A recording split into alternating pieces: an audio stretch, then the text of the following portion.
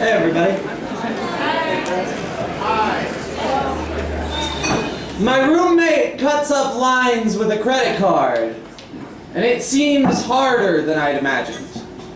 I put the neon straw to my nose and inhale, and the basement becomes very interesting, and I'm talking too fast without any effort, and it's so easy now to slip into the drug's performance, to become a boy with certain hands and a jackal's laugh. My favorite thing about cocaine is that it makes the whole night about itself, you know, like grief or lust, or like I do. My other favorite thing about cocaine is that sometimes there's more of it. Come on. And other people who will pay.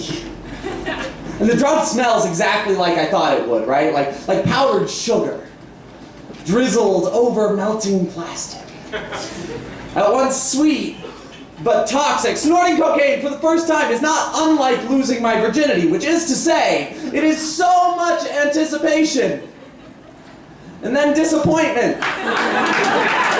Coupled with this strange pride that I've finally done it. And the certainty that that doesn't change anything. Woohoo!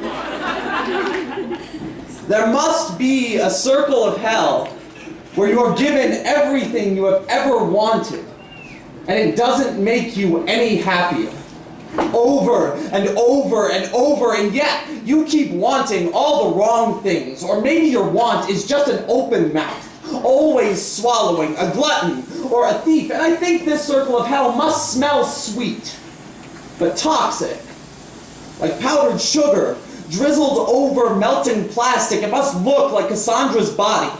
The first time she took me into herself, and it didn't change either of us. We just laid there, wondering when we'd start to feel different, and it never happened. We were still the same bodies, wrapped around the same lurching grief. And my favorite thing about grief is how it makes the whole world about itself. Come on. How there is always more of it, this vast and insurmountable shadow, and even with certain hands and a jackal's laugh, I don't know how to stop this sorrow. There must be a circle of hell where you realize the problem is you. Over and over and over and over, and yet you never know how to fix it. Maybe you sit for a feast to discover you have an endless appetite, but no mouth. Or maybe it's just me, alone in a room full of locked doors, carrying this strange grief and making everything about myself